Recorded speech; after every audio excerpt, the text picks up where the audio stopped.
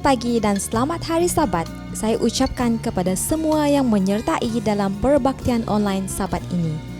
Sabat ini merupakan Sabat ke-9 dalam kuartal 1 2022. Saya Sonia akan memimpin acara perbaktian kita pada hari ini. Kita akan memulakan sesi sekolah Sabat dengan lagu puji-pujian. Seterusnya, cerita kanak-kanak pada Sabat ini pula akan dibawa oleh Jabatan Kanak-Kanak Mission Sarawak. Ringkasan pelajaran Cornerstone dan pelajaran sekolah Sabat akan disampaikan oleh Pastor Bruce Baun.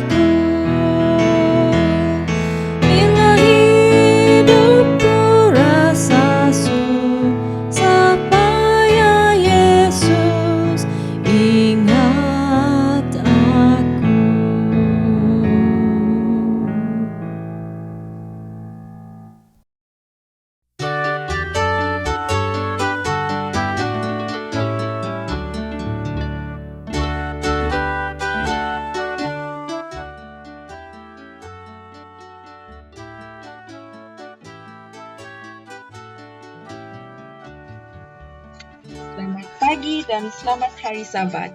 Ini Aunty Chelsea. Tajuk cerita kita Sabat ini ialah untuk segala bangsa. Mesej kita Sabat ini adalah Aku menyembah Tuhan bersama keluarga jemaatku di seluruh dunia. Ayat hafalan, semua bangsa akan datang dan sujud menyembah Engkau. Wahyu 15 ayat 4.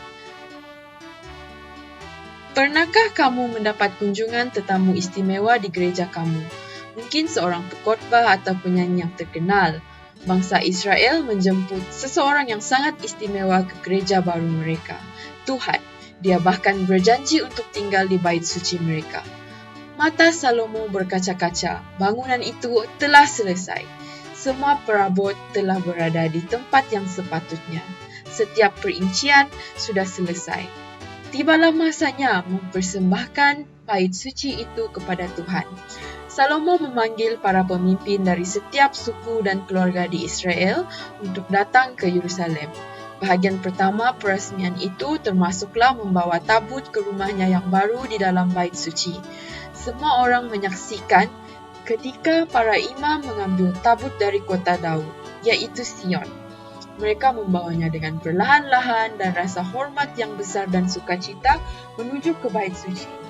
Raja Salomo dan bangsa itu mengorbankan begitu banyak domba dan lembu jantan di sepanjang perjalanan. Dalam sukacita mereka mengorbankan begitu banyak domba dan lembu kepada Tuhan sehingga tidak ada satu pun yang dapat mengiranya. Para imam mengangkat tabut yang berisi hukum Tuhan ke dalam bilik yang maha suci. Mereka meletakkannya dengan berhati-hati di bawah sayap dua ukiran malaikat besar yang bersalut emas. Kemudian semua orang Lewi yang menjadi pemain muzik berdiri di dekat mezbah dan memainkan alat muzik mereka, rebana dan kecapi. 120 imam memainkan trompet bergabung dengan mereka. Para pemuzik itu bernyanyi dan bermain dengan kuat bersama-sama. Mereka memuji dan bersyukur kepada Tuhan. Dia sangat baik, mereka bernyanyi. Kasih setianya kekal selama-lamanya.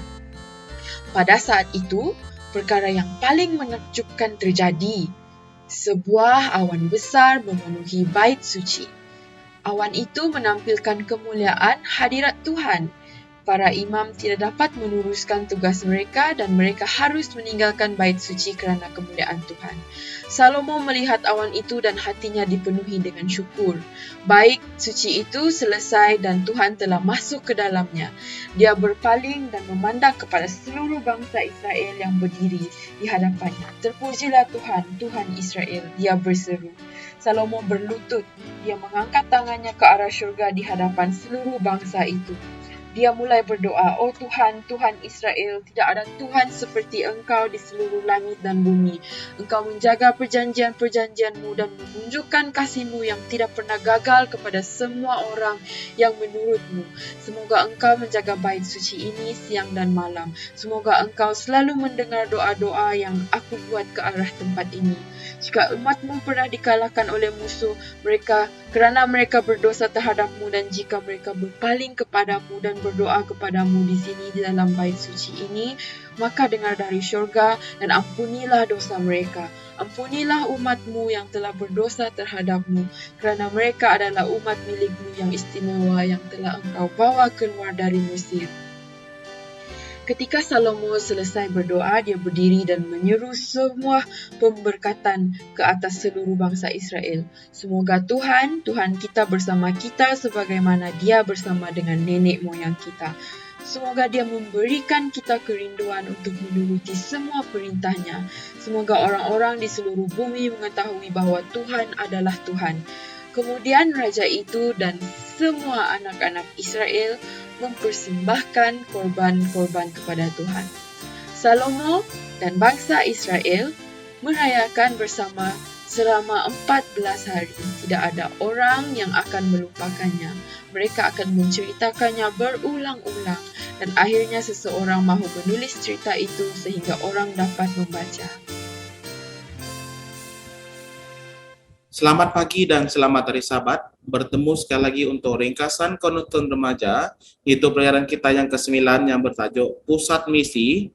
Ayat inti kita diambil dari buku Kisah Para Rasul 13 ayat 38 dan 39 yang berbunyi, "Jadi ketahuilah, hai saudara-saudara, oleh kerana Dialah maka diberitakan kepada kamu pengampunan dosa, dan di dalam Dialah setiap orang yang percaya memperolehi pembebasan dari segala dosa yang tidak dapat kamu perolehi dari hukum Musa." Saudara dan saudari, untuk slide kita diambil dari buku Kisah Para Rasul, muka surat 173 dan 174 mengatakan, "Mendengar itu, bergembiralah semua orang yang tidak mengenal Tuhan, dan mereka memuliakan firman Tuhan. Dan semua orang yang ditentukan Tuhan untuk hidup yang kekal menjadi percaya. Mereka sangat bersuka kepada Kristus, mengakui sebagai anak-anak Tuhan. Dan dengan hati yang penuh rasa syukur, mereka mendengar akan perkataan yang dikhotbahkan. Mereka yang percaya bersemangat dalam menyampaikan pekabaran Injil kepada orang lain. Dan dengan demikian, firman Tuhan disiarkan di seluruh daerah itu. Ditahukah Anda, tempat yang mempunyai kepadatan penduduk yang paling tinggi di dunia, mempunyai jumlah kehadiran Kristen yang paling kecil. Ia dikenali sebagai jendela 10/40. Tahukah Anda apa negara-negara dan bangsa-bangsa yang tinggal di kawasan ini? Terdapat lebih daripada 230 bahasa dan dialek utama di dunia ini. Gereja Advent sekarang memberitakan berita baik itu dalam 75 bahasa. Lihat juga di adventistmission.org untuk mengetahui lebih banyak lagi tentang misi penginjilan gereja kita. Yesus berjanji bahwa satu tanda yang pasti tentang kedatangannya, yaitu kabar keselamatan akan diberitakan ke seluruh dunia dan kepada setiap bangsa, kemudian barulah akhir zaman akan tiba. Matius 24 ayat 14. Pada pandangan lain, yaitu buku Kisah Para Rasul, muka surat 158 dan 159, hanya pendeta-pendeta yang diurapi saja belumlah cukup menghadapi pekerjaan amaran bagi kota-kota besar. Tuhan sedang memanggil bukan saja pendeta-pendeta, tetapi pekerja-pekerja sukarela yang berserah serta mempunyai berbagai-bagai talenta yang memberikan satu pengetahuan akan sabda Tuhan dan mengetahui kuasa anugerahnya untuk mempertimbangkan keperluan kota-kota yang tidak diberi amaran. Waktu berlalu dengan cepatnya dan banyak yang harus dilaksanakan. Sampai di sini saja ringkasan Cornerstone Remaja kita pada kali ini, dan Tuhan memberkati kita semua. Selamat pagi dan selamat hari Sabat. Sabat ini merupakan Sabat ke-9 kuartal pertama 2022. Untuk ringkasan sekolah Sabat kita pada Sabat ini bertajuk Yesus korban yang sempurna. Sebelum kita memulakan pelajaran kita, saya akan bimbing kita dalam doa. Mari kita berdoa. Bapa kami yang bertakhta di kayu surga, terima kasih atas kesempatan ini kami dapat belajar melalui firman Tuhan. Biarlah dengan firman yang kami belajar pada hari ini, biarlah ianya mendekatkan diri kami dengan Engkau Tuhan. Biarlah pelajaran ini juga dapat menguatkan kami Tuhan. Dan biarlah pimpinan Roh Kudus menyertai kami pada hari ini. Kami serahkan doa ini ke dalam tangan Anak-Mu Yesus Kristus yang menjadi selamat serta penebus semua kami. Amin. Kita akan memulakan dengan ayat hafalan, yaitu di Ibrani 10 ayat 14 yang berbunyi, sebab oleh satu korban saja ia telah menyempurnakan untuk selama-lamanya mereka yang ia kuduskan. Pengorbanan hewan adalah sarana keselamatan sampai Yesus datang, karena tanpa penumpahan darah tidak ada pengampunan. Ibrani 9 ayat 22. Mengapa Tuhan memilih metode pencurahan darah seperti itu untuk memberikan keselamatan? Terlebih lagi, mengapa Yesus harus dikorbankan? Di sisi lain, bukankah semuanya sudah selesai di kayu salib? Mengapa Paulus menyebutkan bahwa Yesus melanjutkan pekerjaannya di bait suci surgawi? Pagi ini kita akan belajar beberapa perkara dalam pelajaran kita, yaitu yang pertama, mengapa pengorbanan itu penting? Kedua, bila pengorbanan itu diperlukan? Ketiga, apa yang diberikan dari pengorbanan Yesus? Keempat, apa peran dari pengorbanan Yesus saat ini? Untuk pelajaran kita yang pertama, yaitu mengapa pengorbanan itu penting. Ibrani 10 ayat 10, dan karena kehendaknya, inilah kita telah dikuduskan satu kali untuk selama-lamanya oleh persembahan tubuh Yesus Kristus. Pengorbanan hewan memiliki berbagai arti. Pengampunan syukur, itu juga bahagian dari perjanjian, kesepakatan antara dua pihak. Membagikan hewan yang dikorbankan menjadi dua bagian adalah tradisi penyelamat. Bagian-bagian diletakkan di tanah dan pihak-pihak yang terlibat harus berjalan di antara mereka. Kejadian 15 ayat 9 sampai 10 dan Kejadian 15 ayat 17 dan Yeremia 34 ayat 18. Setelah itu dilakukan dengan penuh hormat, ia berjalan di antara bagian-bagian daripada korban itu sambil mengadakan satu sumpah yang hikmat kepada Allah bahwa ia akan tetap penurut. Kemudian Tuhan melakukan hal yang sama, dengan demikian mensahkan perjanjian. Pencurahan darah juga diperlukan untuk mensahkan perjanjian baru. Dalam hal ini, darah Yesus. Tuhan di sana, di 2 Korintus 5 ayat 19, maukah Anda mengesahkan perjanjian dengan berjalan bersama Yesus setiap hari? Untuk pelajaran kita yang kedua, yaitu bila pengorbanan itu diperlukan, Ibrani 9 ayat 14, betapa lebihnya darah Kristus yang oleh roh yang kekal telah mempersembahkan dirinya sendiri kepada Allah sebagai persembahan yang tidak bercacat, akan menyucikan hati nurani kita dari perbuatan-perbuatan yang sia-sia, supaya kita dapat beribadah kepada Allah yang hidup. Beberapa jenis korban dan persembahan yang dipersembahkan di bait suci tergantung pada tujuannya. Korban bakaran itu dikonsumsi sepenuhnya. Itu melambangkan penebusan, penyerahan Yesus sepenuhnya di kayu salib. Korban sajian, ungkapan syukur di atas pemberian Tuhan, itu melambangkan Yesus sebagai roti hidup. Korban keselamatan, itu menyiratkan makan bersama yang menyenangkan bersama keluarga. Itu melambangkan Yesus sebagai kedamaian kita. Yesus juga mengundang kita untuk. Yang keempat adalah korban penghapus dosa. Ini memberi penebusan dosa. Itu melambangkan sebagai penebus kita. Matius 26 ayat 28. Dan yang terakhir adalah korban penebus dosa. Itu memberikan pengampunan ketika pembaikan atau pemulihan juga diperlukan. Untuk pelajaran kita yang ketiga, apa yang pengorbanan Yesus berikan?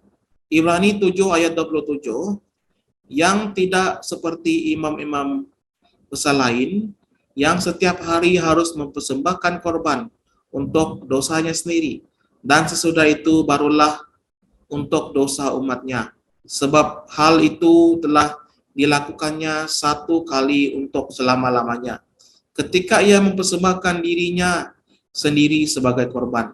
Pengorbanan Yesus menggenapi semua pengorbanan perjanjian lama. Yohanes 1 ayat 29. Ini memiliki karakter unik sebagai berikut. Dapat membersihkan hati nurani mereka. Ibrani 9 ayat 14. Dapat menghapus dosa kita. Ibrani 9 ayat 26. Memberikan pengudusan. Ibrani 10 ayat 10. Efektif dan tidak tertandingi. Ibrani 10 ayat 12. Membuat kita sempurna. Ibrani 10 ayat 14. Memungkinkan kita untuk dekat kepada Tuhan. Ibrani 10 ayat 19 sampai ke 22. Dan yang terakhir, memberi kita teladan untuk diikuti. Ibrani 12 ayat 2. Untuk pelajaran kita yang keempat, yaitu apa peran dari pengorbanan Yesus saat ini? Bagian 1. Ibrani 9 ayat 24. Sebab Kristus bukan masuk ke tempat kudus buatan tangan manusia, yang hanya merupakan gambaran saja dari yang sebenarnya, tetapi ke dalam surga sendiri untuk menghadap hadirat Allah guna kepentingan kita. Pelayanan iman duniawi tidak berakhir ketika hewan dikorbankan. Demikian pula pelayanan Yesus tidak berakhir ketika dia mati di kayu salib. Tergantung pada kategori dosa orang tersebut, imam memercikkan darah pada tirai bilik yang maha suci. Imam atau jemaat. Imamat 4 ayat 1 sampai 21, atau memakan daging korban. Imamat 6 ayat 25 sampai 26. Dalam dua case, dosa secara simbolik dibawa ke dalam tabernakel. Pada hari pendamaian, setahun sekali, bait suci disucikan dari segala dosa yang telah diakui selama tahun itu. Imamat 16. Sejak Yesus naik, dia melakukan pelayanan perantaraannya di bait suci surgawi. Dia menggunakan darahnya untuk menyelamatkan siapapun yang meminta pengampunan. Ibrani 7 ayat 25. Apa peran dari pengorbanan Yesus saat ini? Bagian 2. Ibrani 9 ayat 27 sampai ke 28. Dan sama seperti manusia ditetapkan untuk mati hanya satu kali saja, dan sesudah itu dihakimi. Demikian pula Kristus hanya satu kali saja mengorbankan dirinya untuk menanggung dosa banyak orang. Sesudah itu ia menyatakan dirinya sekali lagi tanpa menanggung dosa untuk menganugerahkan keselamatan kepada mereka yang menantikan dia. Paulus menjelaskan bahwa ada pekerjaan penghakiman yang terjadi antara salib dan kedatangan kedua. Ketika Yesus datang kembali, dia tidak akan berhubungan dengan dosa sama sekali. Setiap orang berdosa sudah dihakimi, dan setiap dosa sudah diampuni. Pengampunan ini adalah tahap kedua dari pelayanan Yesus di bait suci surgawi. Itu dikenal dengan tempat kudus, itu akan dipulihkan dalam keadaan yang wajar. Imamat 16 ayat 16 dan Daniel 8 ayat 14. Tujuan dari penghakiman ini adalah untuk membuktikan bahwa pengampunan Tuhan itu adil. Ketika catatan-catatan dibuka di hadapan alam semesta, Allah akan menunjukkan apa yang terjadi dalam hati orang percaya dan bagaimana mereka memeluk Yesus sebagai juru selamat mereka. Untuk tulisan Ellen G. White, yaitu The Desired Pages, chapter 78, page 755, anak Allah yang tidak bercacat celah tergantung di salib, dan segala sesuatu yang dideritanya, tetesan darah yang mengalir dari kepalanya, tangannya, kakinya, kesengsaraan yang menyiksa tubuhnya, serta kepedihan yang tidak terpercikan yang memenuhi jiwanya ketika wajah Bapa disembunyikan, berbicara kepada setiap anak manusia, menyatakan, bagimulah anak Allah rela menanggung beban kesalahan ini. Bagimulah ia merusakkan kerajaan kematian dan membuka gerbang Firdaus. Ia yang menjelekkan mata yang buta dan membangkitkan orang mati, mempersembahkan dirinya di salib sebagai korban, dan hal ini disebabkan oleh kasih bagimu. Semoga kita berjumpa lagi di lain waktu. Tuhan memberkati. Mari kita berdoa. Bapa di surga, terima kasih atas kesempatan ini kami telah belajar dari firman Tuhan. Dengan pelajaran ini kami tahu bahwa Engkau adalah korban yang sangat sempurna.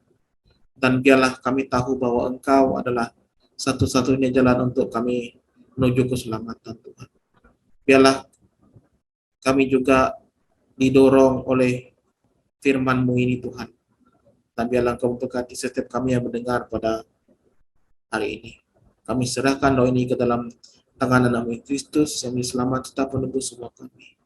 Amin.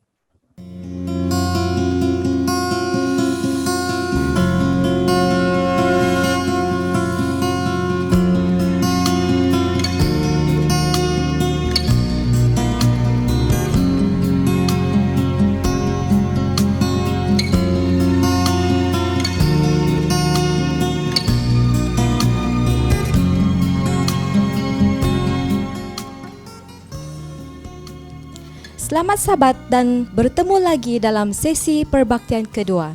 Sebelum kita mendengar khotbah yang akan disampaikan oleh Pastor Andrew Ganya, Kenny Stephen akan pimpin kita dalam doa persembahan dan perpuluhan. Selamat sahabat, mari kita berdoa. Tuhan Allah Bapa kami yang ada di syurga, pada hari ini Tuhan kami ucap syukur, berterima kasih kita dapat memuliakan dan memuji nama-Mu Tuhan.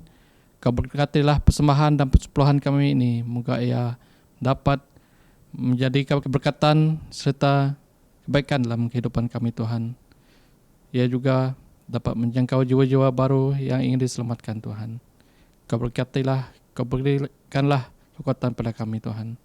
Kami serahkan semua ini dalam nama Yesus menjadi juru selamat kami. Amin. Selamat pagi dan selamat hari Sabat untuk semua kita yang dapat mengikuti acara hari Sabat pada hari ini. Pada hari ini saya akan membawa kita Yesus adalah terang dunia. Yesus mengatakan dia adalah terang dan dia akan memberi terang kepada kita.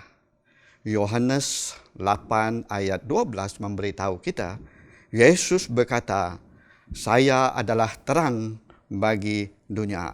Adalah baik, adalah sangat menakjubkan kerana Yesus sendiri mengatakan dia adalah terang bagi dunia kita.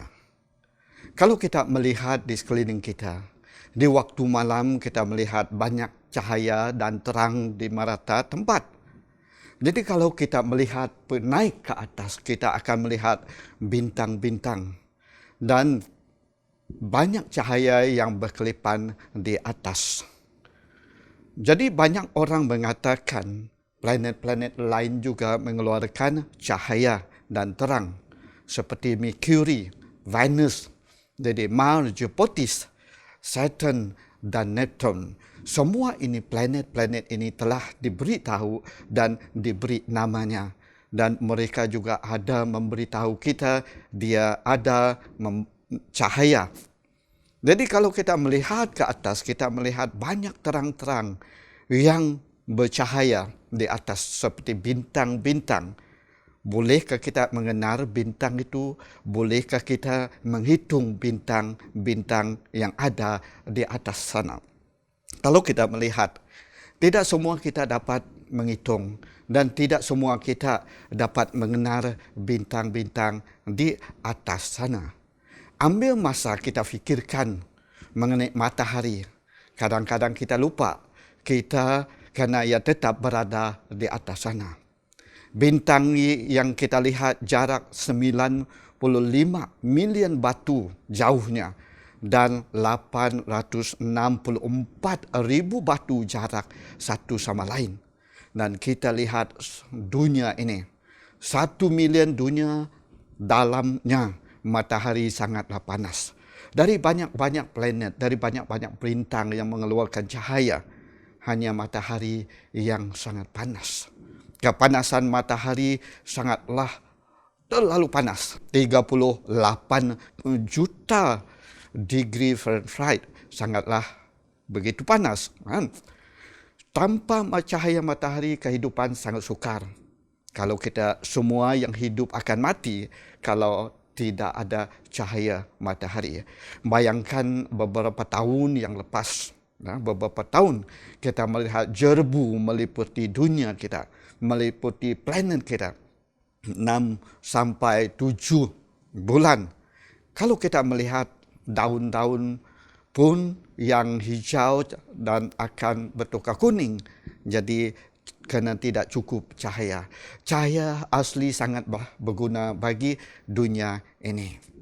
Yesus mengatakan Yohanes 8 ayat 12, maka Yesus berkata pula kepada orang banyak, katanya, akulah terang dunia, barang siapa mengikuti aku, ia tidak akan berjalan dalam kegelapan, melainkan ia akan mempunyai terang hidup.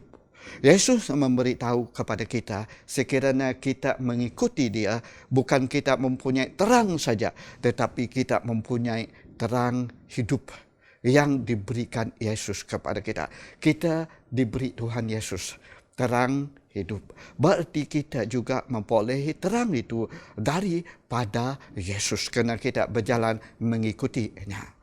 Yesus memberitahu kita, Yesus adalah terang dunia. Yesus memuliakan Allah. Yesus menolong kita melihat juru selamat Allah. Jadi dia memimpin kita. Kita akan melihat beberapa topik yang kecil ini. Yesus adalah terang dunia.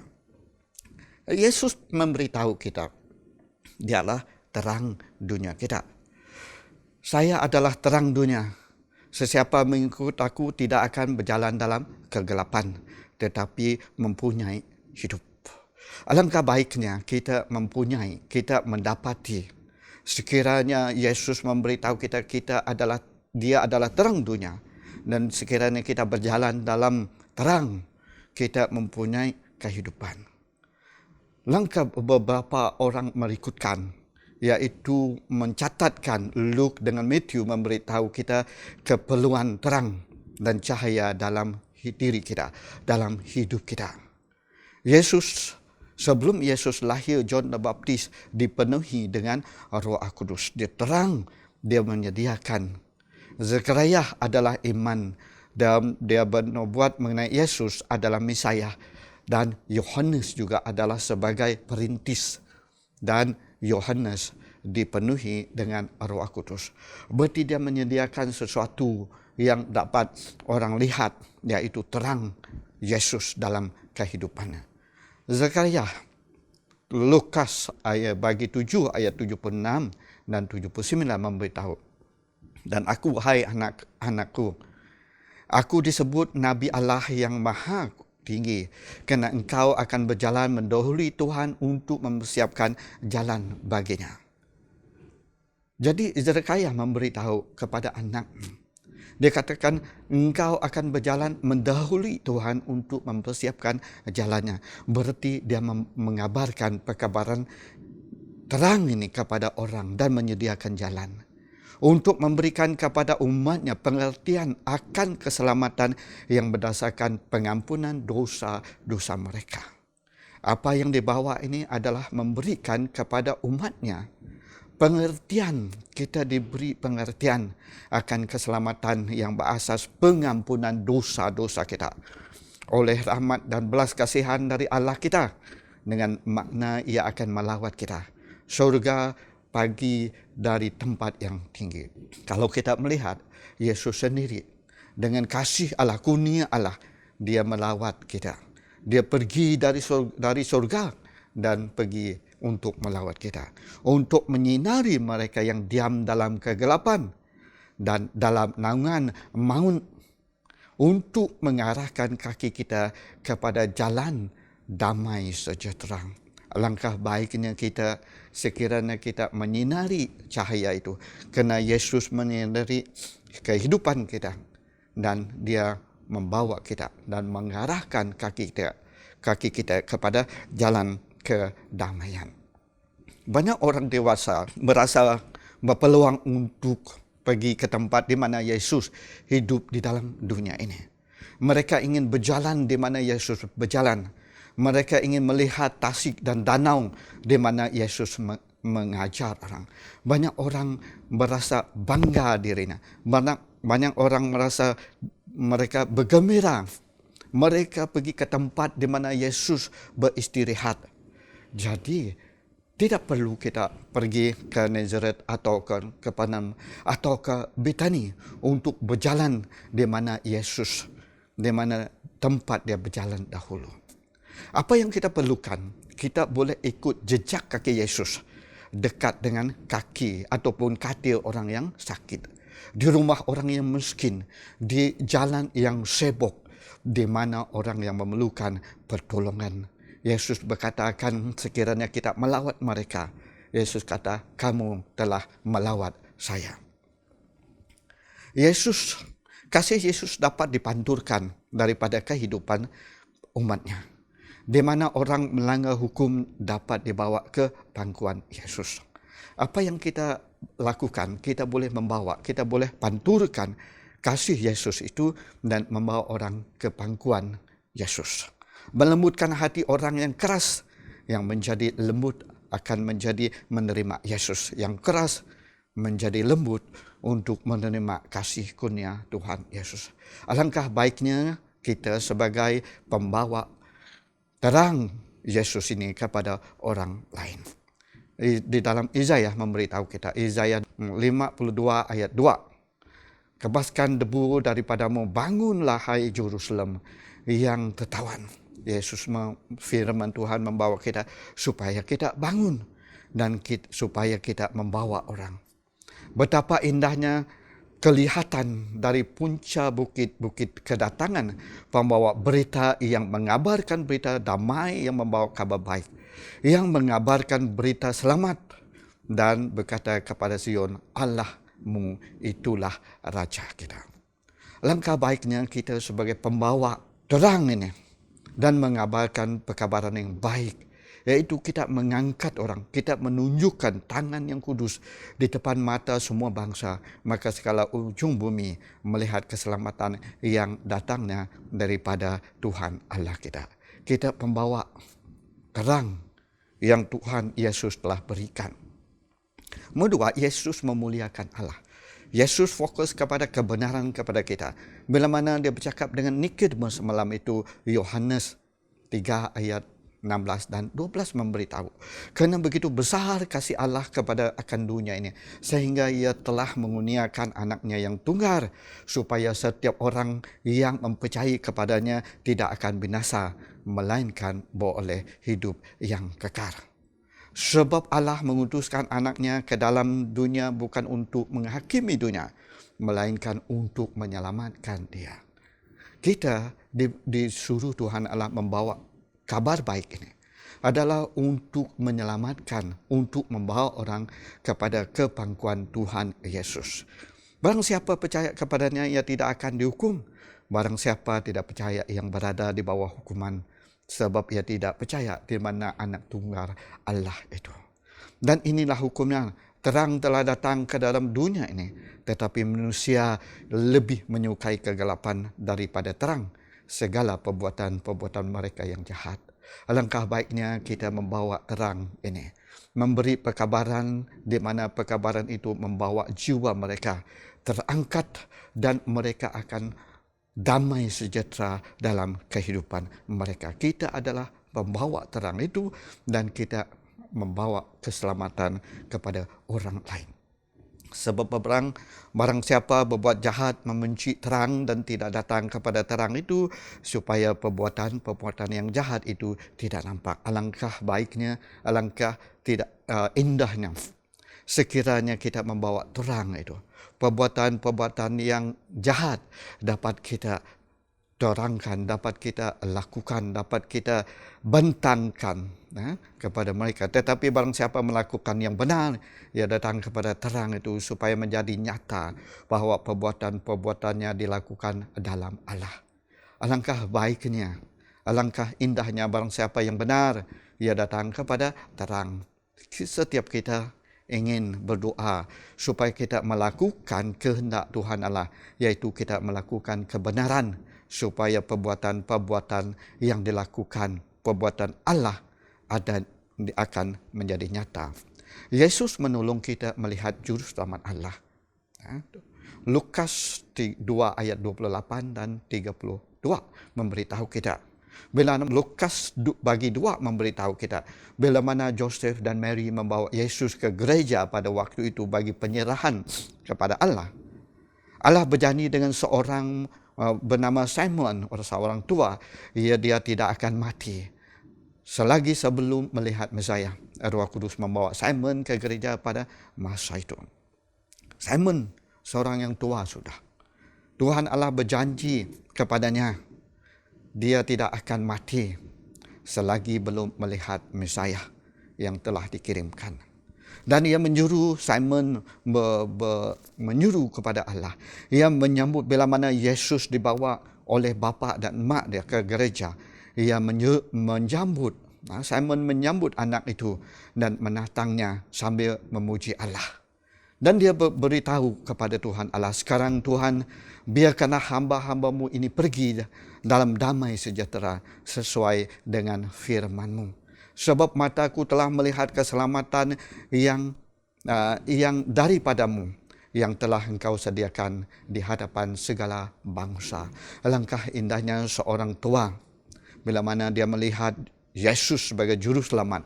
Dia memegang dan dia memeluknya. Dan dia berkata kepada Tuhan, dia katakan, biarlah hamba-Mu ini pergi. Biarlah hamba-Mu ini tidur damai sejahtera.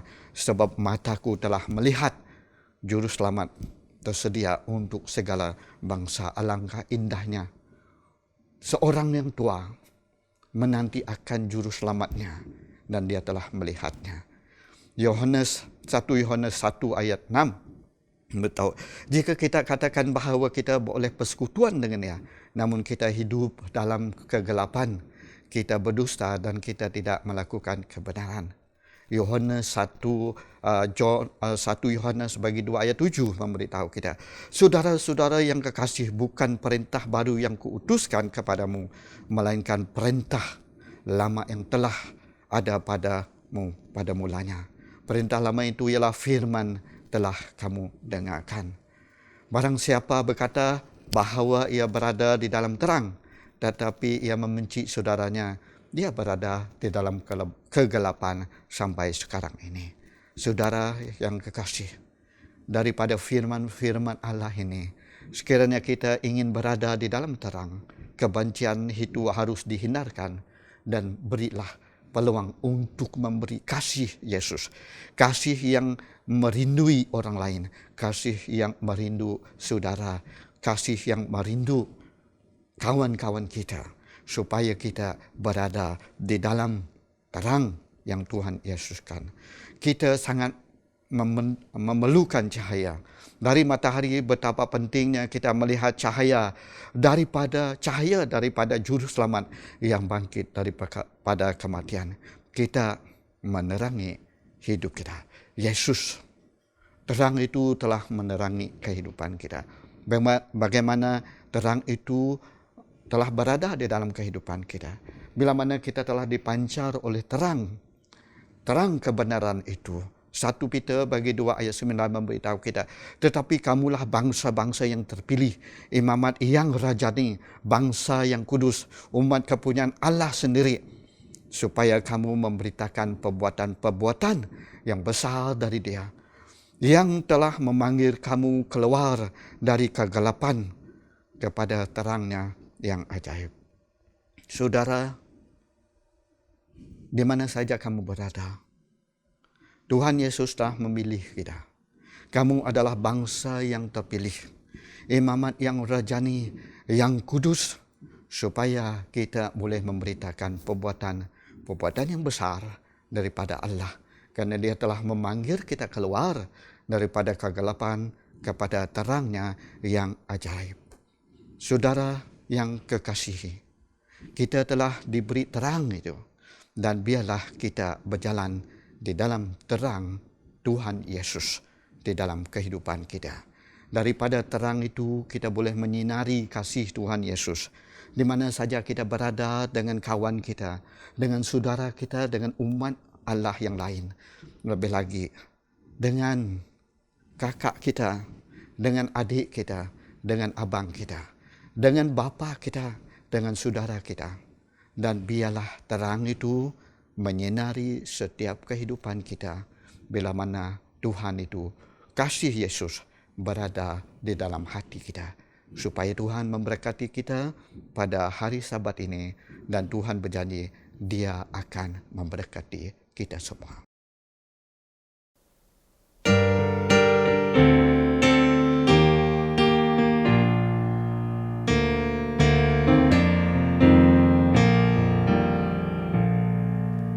Ya Rajaku yang mulia, segala hormat ku beri.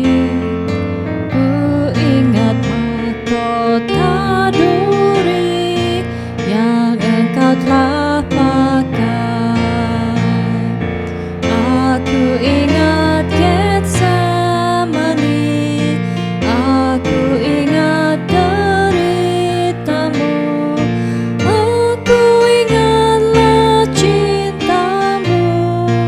Ingatlah Kalvari,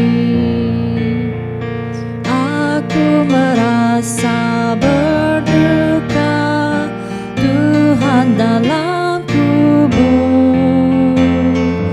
Malaikat suci menjaga waktu Engkau tidur. Aku ingat Getsemani, aku ingat deritamu. Aku ingatlah cintamu, ingatlah Kalvari. Aku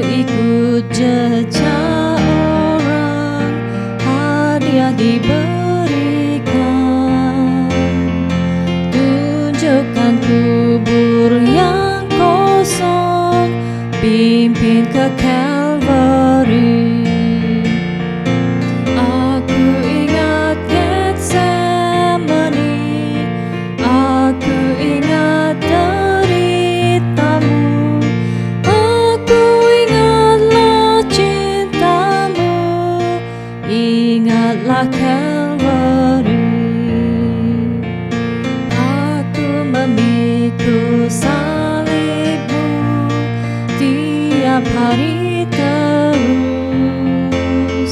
Selamatlah nanti hidupku, Engkau telah tebus.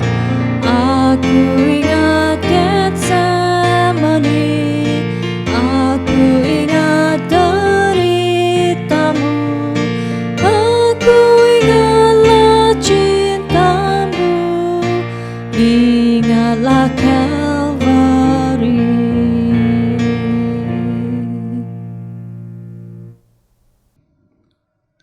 Tuhan Allah Bapa di dalam kerajaan surga, pada saat ini kami berasa bersyukur dan terima kasih kerana Tuhan telah memberikan terang itu di dalam kehidupan semua kami pada pagi ini.